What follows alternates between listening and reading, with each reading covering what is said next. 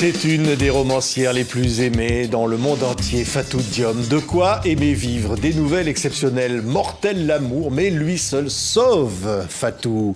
Albin Michel qui publie ce magnifique recueil. D'abord, j'ai envie de dire, c'est quoi les mots? Parce que là, on est dans la semaine de la langue française en ce moment et je crois que vous aviez dit, Fatou, que les mots consolent. Oui, les mots consolent, ils nous aident à garder des choses importantes de notre vie. Donc, les mots permettent de conserver des souvenirs. Et c'est comme si on faisait une réserve d'émotions aussi. Et je disais que les mots nous permettent de confisquer ce que la vie nous prend. Oui. Les mots consolent de quoi, au fond? Des pertes, des manques, des absences. Et avec les mots, on peut recréer des vies. Donc, écrire les romans, par exemple, c'est recomposer des vies. Comme disait George Lucas, le roman est un reflet d'un monde éclaté. Oui. Et je pense qu'on ramasse des petites pièces comme ça pour recomposer un monde ou bien en inventer un autre. Oui. Vous avez dit aussi, la langue française est une coquette, il faut la conquérir. Oui, elle ne se laisse pas faire parce qu'elle a des règles grammaticales et orthographiques tellement complexes et on prend du temps à maîtriser cette langue. Et petit à petit, on s'y sent de plus en plus à l'aise. Donc, au début, c'est comme une porte qu'on ouvre qui résiste et plus on pousse, plus ça s'écarte. Et à un moment donné, on se sent vraiment accueilli dans cette langue parce qu'on commence à jouer dedans et à se faire plaisir. Oui, avec les langues aussi qui viennent du Sénégal, qui font partie de la francophonie. Oui. Donc, ces langues-là, pour moi, c'est une concomitance à la fois d'émotion et aussi de cosmogonie et de compréhension. J'utilise le sérère pour me rappeler mon enfance. Souvent, c'est drôle, hein, c'est comme quand on rêve. Si je rêve de mes grands-parents, je parle en sérère. Et si je rêve et ça se passe en France, je parle en français, c'est très drôle. Sauf que quand j'écris, tous ces rêves-là cohabitent. C'est un alliage. Je pense qu'on ne traduit pas le sérère, en fait. On traduit un état d'esprit, on traduit un imaginaire. Et on essaie de le dire en français. Oui, chercher le bonheur, c'est oser le vertige. Oui. Hein, c'est ce que disent un peu ces nouvelles là que vous publiez, Fatou. Oui, c'est oser le vertige parce que chercher, c'est contre l'inertie. Et se mettre en mouvement, c'est aussi se mettre en danger. Et il y a toujours une espérance qui nous pousse à avancer. Mais on ne sait pas ce qui est devant nous. Cette curiosité-là, c'est une forme de vertige. C'est un appel. On répond à l'appel de l'horizon sans savoir ce qu'on va trouver. Donc, c'est se mettre en danger, c'est accepter l'idée d'un vertige possible. Et puis, il y a les mots qui sont comme des armes aussi, Fatou Diom. Je vous cite, hein, avant d'accuser les rusés renards extérieurs qui se partagent le fromage africain, blâmons d'abord leurs malléables complices locaux, ces leaders low cost. Oui. Qui sont-ils, ces leaders low cost? Les faux bergers qui privent les enfants d'Afrique du lait de leur mère. C'est ça la suite. Oui, c'est ce qui est dans cette nouvelle, hein, qui s'appelle la marmite du pêcheur. Oui, parce que ce pêcheur, il y a la raréfaction des ressources halieutiques au Sénégal, comme un peu partout en Afrique. Donc il va pêcher, il va de plus en plus loin, il n'attrape plus assez de poissons. Il a des enfants, il ne trouve plus de quoi vivre. Mais il y a les accords de pêche qui détroussent l'Afrique. Donc lui, il est victime de cela. Et on parle toujours, depuis l'Afrique, quand on est en Afrique, on parle toujours de l'exploitation, du néocolonialisme, de l'Occident qui viderait notre grenier. Mais oui, est-ce qu'il pourrait le faire si nous tous, en Afrique, nous étions soudés, s'il y avait un panafricanisme où l'Afrique parlerait d'une seule et même voix? Mais non, chacun va signer ses accords d'une manière, séparée des autres pays. C'est-à-dire qu'ils ne se mettent pas comme l'Union européenne qui va faire un grand ensemble qui va décider. Non, les pays africains vont aller individuellement. Donc, chaque pays va signer, ce qui les affaiblit. Donc, oui, ceux qui exploitent l'Afrique ne pourraient pas le faire s'ils n'avaient pas des complices locaux. C'est ça, ce sont les cyniques, hein, c'est le mot que vous employez. Hein. Vous dites carton rouge à ces dirigeants-là, carton rouge. Oui, qui font semblant de diriger le peuple africain tout en le livrant à la famine. Donc, à un moment donné, il faut qu'ils se rendent compte qu'il faudra que l'Afrique, 54 pays qui peinent à être entendus, c'est parce qu'ils n'ont pas pu rassembler leurs forces. Et cela, c'est possible tant que nos dirigeants continueront à jouer leur match individuel à leur propre détriment. Donc, il faut à un moment donné que les Africains se rassemblent pour parler d'une même et unique voix. Oui, nos os paieront, vu l'espérance de vie en Afrique, nos vies servent d'engrais au monde des pillards. Oui. Les mots sont forts. Et oui, regardez l'espérance de vie en Afrique. Donc, c'est l'espérance de vie au Sénégal, par exemple. Si déjà à 40 ans, vous n'avez toujours pas trouvé un travail stable, quelle retraite pouvez-vous imaginer? Donc, du coup, c'est un monde où l'Afrique est là comme une réserve disponible pour ceux qui peuvent utiliser ces ressources. Le pétrole africain, vous connaissez une compagnie africaine qui exploite le pétrole africain? Non, tous les noms, ce sont des noms de pays riches, donc des exploitants extérieurs. Vous connaissez une mine d'or en Afrique qui appartient aux pays africains? À part l'Afrique du Sud, ça n'existe pas. Oui. C'est toujours, ce sont ce que vous dites, impossible d'avoir de l'électricité dans les villages africains, alors que l'uranium du Niger fait tourner les centrales nucléaires occidentales. À plein régime. Oui. Oui. Et puis derrière les villages de Niamey, on allume de la bougie. Oui. Quand vous allez dans les îles du Saloum, l'électricité n'est pas permanente. Et donc tout ça, franchement, si votre uranium permet d'alimenter les centrales nucléaires occidentales, vous pouvez au moins négocier une centrale nucléaire pour l'Afrique de l'Ouest. C'est un minimum. Oui. Oui. C'est quand même pas éthique, même pour les gens qui utilisent cet uranium pour s'éclairer, pour avoir leur eau chaude, pour pouvoir cuisiner.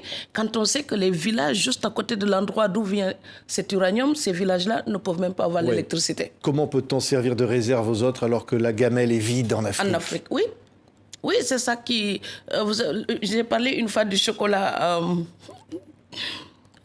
ivoirien, on peut le dire du café éthiopien. Donc, vous savez, le paquet de café, il est hors de prix chez moi. Dans les supermarchés au Sénégal, le café, il est hors de prix. Ce café qui vient d'Afrique. Le cacao, le chocolat qui est vendu en Afrique, on ajoute de l'huile pour fluidifier, pour économiser. Tout simplement parce qu'il est hors de prix. Mais honnêtement, transformer juste le chocolat et faire des tablettes de chocolat en Afrique, c'est quand même à notre portée. Oui. Pourquoi on ne le fait pas? Oui. Donc, l'Afrique ne souffre pas d'un manque de ressources. L'Afrique souffre du défaut de transformation. Il faudrait consommer local, transformer et valoriser les produits de manière locale. Oui, il y a une autre phrase, Fatou Diom Nassif, la profondeur de l'Atlantique empêche-t-elle la beauté des vagues? Et je pense évidemment à tous ces pauvres qui finissent au fond de l'eau, dont vous dites, pratiquement en nourriture aux poissons. Oui, ce sont des jeunes qui sont là comme un festin pour les requins. Donc à un moment donné, il faut leur dire ce rêve d'Eldorado. Ça me déprime, hein, parce que moi, j'en parle depuis tellement longtemps. Oui, les jeunes voient l'Europe comme l'Eldorado, mais ce n'est pas vrai. Qu'est-ce qui fait la richesse de l'Europe? C'est d'avoir aussi pu transformer ces produits locaux. On va me dire la colonisation. Oui, oui, je le sais. Il y a la colonisation. Oui, oui. Tout ça a fait des réserves. Mais aujourd'hui, utilisons l'exemple de l'Europe, sa manière d'utiliser ses propres ressources, sa manière de valoriser, de transformer. Essayons de l'appliquer nous aussi. Voilà, ça n'empêche pas d'apprendre l'histoire, mais ça permet d'apprendre du quotidien. Maintenant, tout de suite là, hic et nunc, utilisons ces techniques-là pour valoriser nos produits en Afrique et puis faire de la richesse et donner du travail à ces jeunes-là qui se jettent dans la Méditerranée et dans l'Atlantique. Oui, le ventre de l'Atlantique, justement, c'était le titre d'un livre absolument incroyable. Vous aviez publié un bouquin qui s'appelait Marianne porte plainte. Oui. Vous auriez presque envie, là, on est à un peu plus d'1 an d'une élection présidentielle en France, dont on dit d'ailleurs que Marine Le Pen, peut-être, pourrait gagner.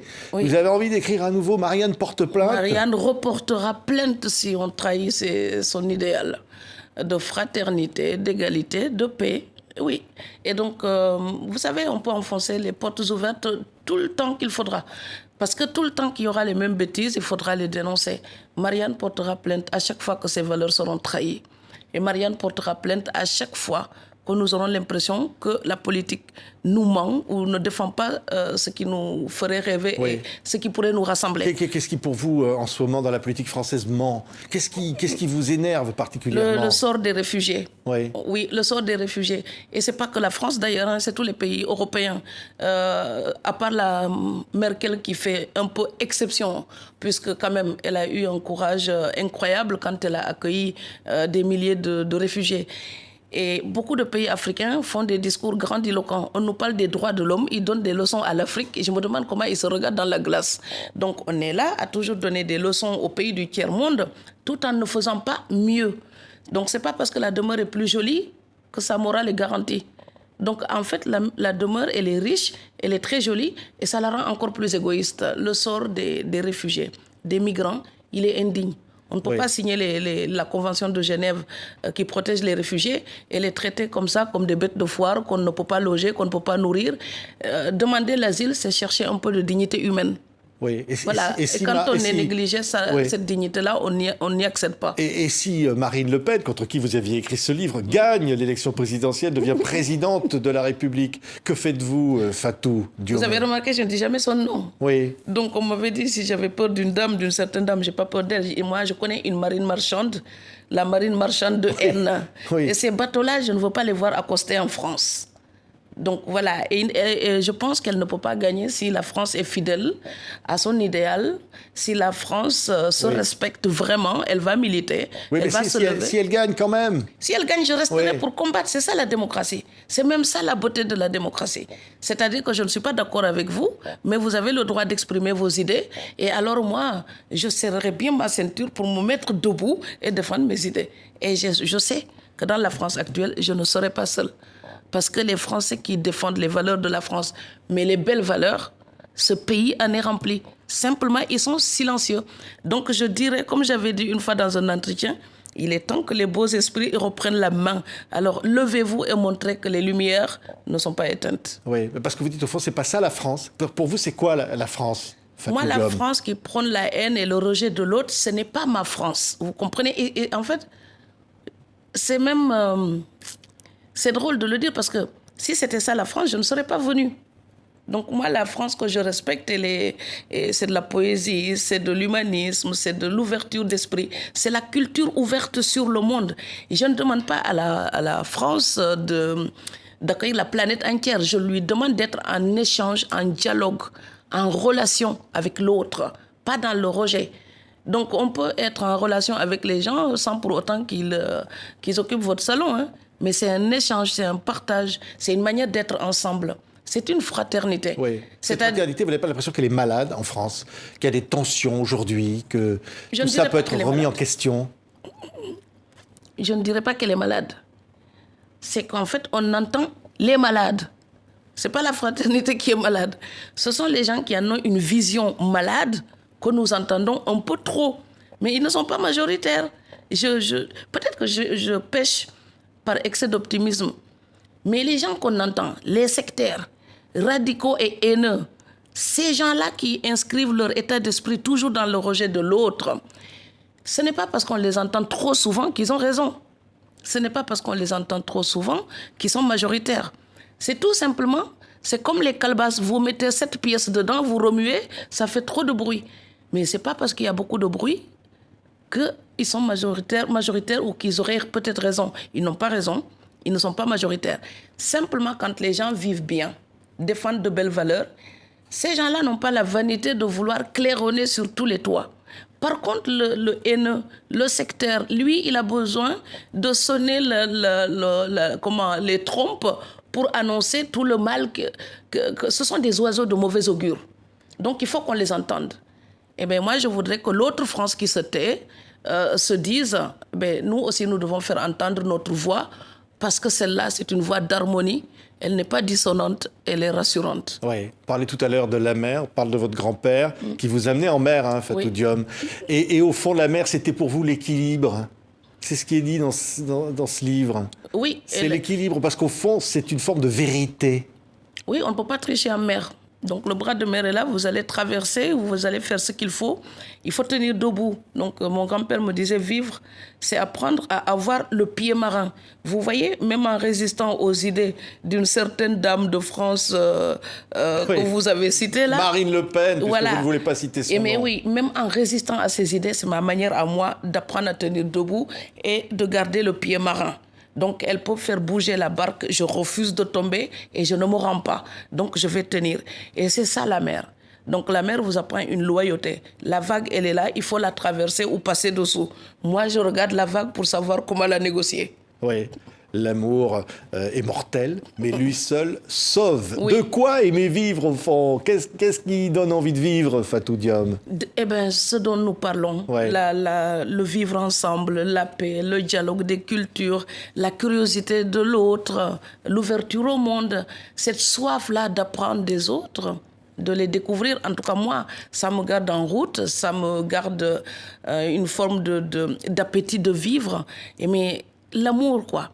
Et l'amour, tout simplement. L'assiette pleine ne suffit pas. Il faut peut-être l'assiette pleine, mais il faut aussi le cœur lumineux. Si le cœur est triste, si le blues est permanent, ben, quoi que vous ayez, peu importe la taille de votre compte bancaire ou la qualité de votre nourriture, eh bien, vivre vous sera impossible. Donc c'est pour ça que cette année nous a bien fait souffrir avec ce virus, cet invité indélicat qui ne veut pas partir. Eh bien, je pense que tout le monde a besoin d'un peu de tendresse, de douceur, un peu d'amour, quoi, pour pouvoir retrouver des forces en nous. L'amour est la grande affaire de nos vies. Oui. Ça, c'est une belle phrase de vous. Oui, parce que tout ce qui nous lie avec les autres, que ce soit les parents, les amis, vous voyez, moi j'ai une fidélité énorme à mes grands-parents. Je parlerai tout le temps d'eux parce que c'est une histoire d'amour. Et c'est pareil pour des amis, c'est pareil parfois pour des voisins, c'est pareil pour les cultures, même pour la nourriture. Il y a des aliments que vous préférez. Et donc tout ça, c'est toujours construit autour de l'amour. Et on parlait de l'accueil tout à l'heure. Et c'est pareil, si je peux rester en France, c'est quand même, j'y ai trouvé aussi de l'amour parce que sinon, je n'aurais pas pu rester. Donc, il y a forcément des gens qui m'aiment et que j'aime et qui m'accueillent et qui me donnent le courage de rester. L'amour donne du courage. Oui, il y a une nouvelle qui s'appelle Boxer ou vivre. On ne racontera pas de quoi elle parle, mais au fond, j'allais dire, vous, c'est boxer et vivre. Les moi, deux. Je ne boxe pas, je câline. Mais je de temps en temps, quand même. Oui, hein. mais si je dois... Dire ce qu'on pense. C'est comme le point levé.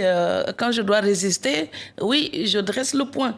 Ça me rappelle le film avec Kevin Costner, Dresser avec le poing. Non, moi, je préfère me dresser avec les câlins. Mais c'est vrai que si on me cogne, je le rends. Donc, et ça, c'est la résistance existentielle dans la vie. Mon grand-père disait, on peut se battre sans battre les autres. Et ça, c'est philosophique. C'est à l'intérieur de nous que la lutte s'opère. Et le boxeur, là, c'était ma manière de parler des violences faites aux femmes. Oui. Donc, on est encore au mois de mars, avec la Journée internationale des droits de la femme. Et je voulais montrer que cet homme-là, à force de cogner, de régler tous ses problèmes avec son uppercut, eh bien, il a fini par être KO lui-même. En fait, faire du mal, ça vous détruit. La haine tue celui qui la profère. Affaiblit. Donc la haine, c'est un signe de faiblesse aussi. Et cet homme-là se croit fort parce que c'est un tas de muscles. Mais toutes les femmes qui l'aiment sont parties en lui donnant le même conseil. T'es malade, fais-toi aider. C'est un conseil humiliant parce qu'il est violent. Et là, il va se rendre compte qu'il cherchait de l'amour, il cherchait du respect. Mais quand on cherche du respect avec de la violence, en fait, on n'inspire que la peur. Donc, et quand on inspire la peur, eh bien, il y a la décrue pour l'amour. L'amour s'en va. Les femmes sont parties parce qu'elles ont peur. Et je dis que le pire ennemi d'un homme violent, c'est la mémoire des femmes.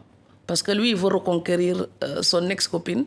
Il n'y arrive pas parce que la mémoire est là. Oui. Il y a une autre nouvelle qui s'appelle 7 mots par semaine. Si vous deviez choisir un seul mot, ce serait quoi votre mot, Fatou Diom? Fraternité, je le répéterai toujours. Fraternité parce que même dans la relation amoureuse, pour aimer bien un homme tendrement, un homme qu'on chérit, ou bien une femme qu'on chérit vraiment, pour bien l'aimer, il faut qu'il y ait une forme de fraternité là-dedans. C'est-à-dire l'autre humain en face de moi, qui me renvoie un regard dans lequel je me reconnais. Et si ma fragilité, je peux la lire aussi dans le regard de l'autre, ben je vais avoir l'envie de préserver l'autre. Parce que aimer quelqu'un, c'est la meilleure manière pour accéder à la tendresse, mais c'est aussi la pire manière de se mettre en danger. On est fragile quand on aime. Et donc, j'espère qu'il y a de la fraternité dans nos relations, même amoureuses. La fraternité pour les renforcer. Fatou Diom, s'il n'y a qu'un seul bouquin que vous devez lire, c'est celui-là, De quoi aimer vivre, ces nouvelles publiées chez Albin Michel. Merci beaucoup, Fatou Diom. Je vous souhaite à tous de quoi aimer vivre et le cœur lumineux. Merci. Merci.